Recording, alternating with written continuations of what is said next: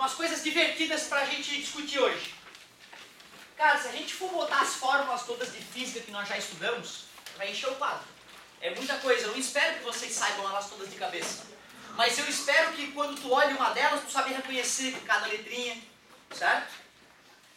E quando aparece uma grandeza nova na nossa vida, tipo essa grandeza aqui, ó, só ia aparecer há muito pouco tempo na tua vida. Certo? O que é isso aqui? Pois é, a gente ainda lembra porque a gente viu há pouco tempo, mas passam 2 meses aí, talvez não saia tão automaticamente. Se sair, ótimo. Tu já tem grande chance de brincar com aquele conceito. Velocidade, é isso aí. Se eu dobro a massa de um objeto mantendo sua velocidade, a energia cinética dele dobra.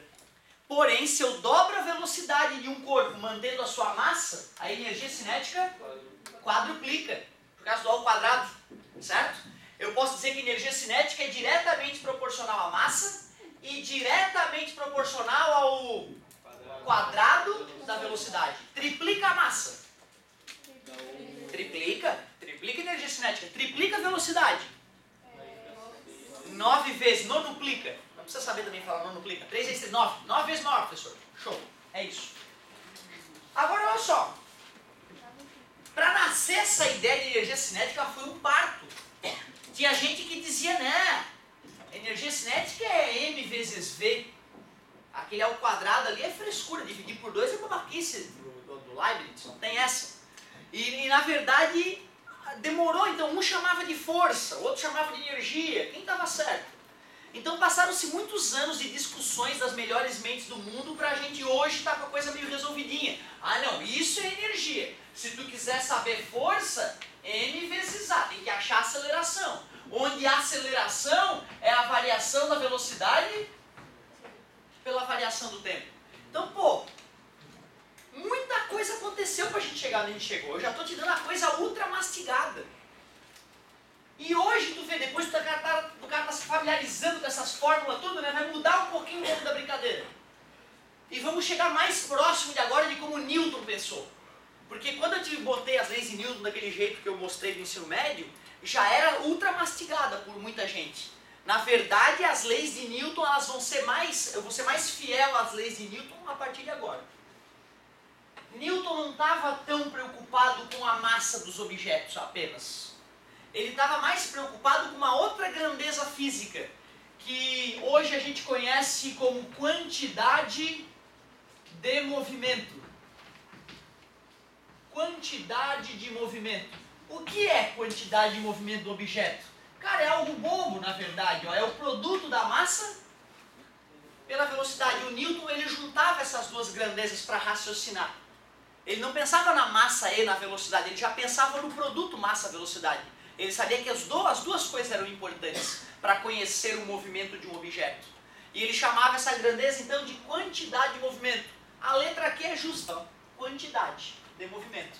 Cuidado, energia cinética é uma grandeza escalar, não tem sentido nem direção.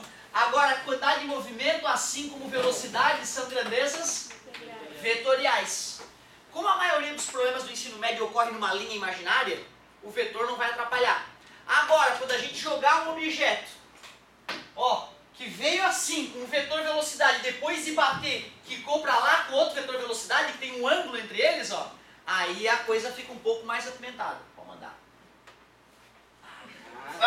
Quase. Se eu soubesse disso, eu ia fazer bastante. Beleza, galerinha. Nada demais, né? Quer ver? Olha só. O cara tem um carrinho de brinquedo. Pra quem, né? Eu gostava de pegar os 2 carrinhos e jogar um contra o outro. Não sei que esporte é esse. Aí os carrinhos brilhando. Aí chama uma menina, joga de lá, joga daqui. Aí rodinha pra tudo que é lado. Imagina então que o cara tem lá um carrinho de meio quilo e que ele arremessou com 10 metros por segundo. Que quantidade de movimento tem esse carrinho? 0,5 quilos, 10 metros por segundo, quantidade de movimento 5 kg metro por segundo. A unidade é feia e tal, mas né, não tem nada de absurdo. Não tem nada de absurdo. Só que tu vê, não é amanhã que tu vai acordar, quantidade de movimento, claro, óbvio, não. O cara, na hora que vai fazer a primeira vez, fica, quantidade de movimento, como mesmo, o quê, aonde? O cara fica meio perdido. Daqui a pouco, até o terceirão, a gente falando nisso, um terceirão que vai ser o rei da economia de movimento. Outra coisa, Newton não estava preocupado só com a força que atuava no objeto. Ele queria saber quanto tempo essa força ficava atuando. Ele se preocupava com algo que ele chamava de impulso. O que é o impulso de uma força? É a força multiplicada pelo tempo que ela ficou atuando. Seria mais chique chamar de ΔT. Mas, né, se tu for pensar todo o tempo, né, mesmo quando a gente está falando de um instante de tempo específico, passou um certo tempo, né, desde o início do fenômeno até um instante específico. Então, para não ficar ΔT aqui, não ter que carregar o delta, eu vou colocar só vezes T. Cuidado, impulso, assim como força, são grandezas vetoriais. Pô, eu acho que todos conseguem perceber que se eu estou empurrando meu irmãozinho no balanço, se eu estou parado e faço só assim, é uma coisa. Eu só vou ter a distância dos braços para poder ficar atuando, né, no balanço. Outra coisa é fazer assim, ó. Vem, cara, vem. Né? Tu concorda que ficou mais tempo fazendo força, vai mais longe? O impulso é maior, até o nome faz sentido no dia a dia, né? Ah, dá um impulso aqui, impulsiona. Então tu vê, para Newton, mais importante do que saber o valor da força era saber o produto força versus tempo. Só a partir daí já dá pra gente fazer um monte de questãozinha. Ah, a nave alienígena fez uma força de tanto durante tanto tempo, calcule o impulso dos propulsores gravitacionais da nave alienígena. Dá pra se divertir já. Mas agora, na prova não ia ser tão fácil. Pois então, mas é que tá, vai ter, né? Vai ter uma ou outra bem ridícula, daquela que é só pro cara substituir Deus, vai ter uma outra um pouquinho mais apimentada, já vou mostrar o que poderia melhorar aí. Eu vou te fazer uma pergunta interessante. Vocês sabem que no dia a dia, raramente as forças são constantes, né? Tá tudo certo? Mais ou menos. Mas o visor não? Quebrou o visor? Não, mas já tava. Então olha só, força e tempo. Força e tempo. Vocês sabem que a maioria das forças da natureza não são assim bonitinhas, ó. Se a força for constante, né? Putz, beleza, pega o valor da força, multiplica pelo tempo, é gol. Sabe o impulso. Mas e se a força for variável? Calcula a área. Mais uma vez aconteceu o fenômeno de ter um gráfico e ter que calcular a área. Só que quando era velocidade versus tempo, calcular a área dava distância. Quando era força versus distância, calcular a área era o trabalho. Agora que é força versus tempo, calcular a área é o impulso. Como é que tu vai decorar que cada maldito gráfico calcular a área tem um significado diferente? Esse era o meu desespero quando eu tinha a tua idade. Meu Deus, mais uma área. Como é que eu vou descobrir qual área significa o quê? Tu vai ter um formulário na tua mão, não vai? Tu olha pro eixo, cara, ó. O que é calcular essa área? Não é multiplicar esse eixo por esse eixo? Tá aqui, ó. Esse vezes esse, o que é força vezes tempo? Se tu tem lá no formulário que velocidade é distância sobre tempo, tu sabe que se tens o gráfico velocidade versus tempo, calcular a área é multiplicar esses caras. Tá dividindo, passa. Quando tu multiplica esses caras, tu acha a... Pô, então não é uma decoreba do além, não vai ter que tatuar no cérebro isso. Na verdade, tem que ter o jogo de cintura de olhar a fórmula e se tocar. Para calcular o trabalho, eu calculo a área do quê? De que gráfico? Força versus distância. Certo? Mas pode ter certeza, é enorme a chance, tanto nos exercícios da apostila, quanto no vestibular, quanto na prova, de ter um gráfico força e eu te pedi o impulso. Então não interessa como ele é desenhado. Sim, eu sempre faço um desenho absurdo, né? Mas fica tranquila, para ti não pode ser desenho absurdo. Porque nós temos poucas ferramentas para calcular a área por enquanto, né? Basicamente são retângulos e triângulos na nossa vida. Para que tu possa decompor as figuras mais complexas nessas figuras simples. Área de retângulos. Base vezes altura, lado vezes lado. Área de triângulos. Base vezes altura, dividido por 2. Pronto. Então assim, eu coloco um genérico, tá? Na faculdade o cara vai te dar uma equação que representa esse gráfico doidão. E tu vai ter uma técnica muito ninja para calcular essa área debaixo do gráfico chamada integral. Aí tu faz uma mágica basicamente na equação e bum, calcula a área. É bem legal. Por enquanto não te preocupa com isso. Não vai ter área maluca não, só área gente boa. Então assim, ó, uma área mais realista para vocês.